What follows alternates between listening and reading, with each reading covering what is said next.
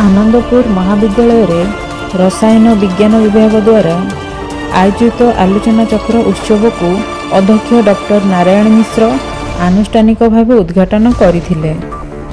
सम्मानित अतिथि भावे डॉक्टर शक्ति प्रसाद महापात्र, भारती साहू, अनिता दास, मितश्री बेहेरा, आद्यादेव महांती, सेमिनार उपदेष्टा विश्वरंजन साहू जोग देइथिले। प्राध्यापक प्रफुल्ल कुमार पंडा संयोजन मुख्य अतिथि और सम्मानित अतिथि माने आलोचना चक्र रे छात्र और छात्री माने सक्रिय अंशग्रहण करने पई परामर्श देइथिले। छात्र Shubham Ram pharmaceutical compounds structure and synthesis और छात्र रतिरंजन षडंगी एरोमेटिक सिटी उपरे तथ्य उपस्थापन करथिले। युक्त 3 प्रथम द्वितीय और तृतीय वर्षर छात्र छात्री माने एही आलोचना चक्र रे अंशग्रहण करथिले।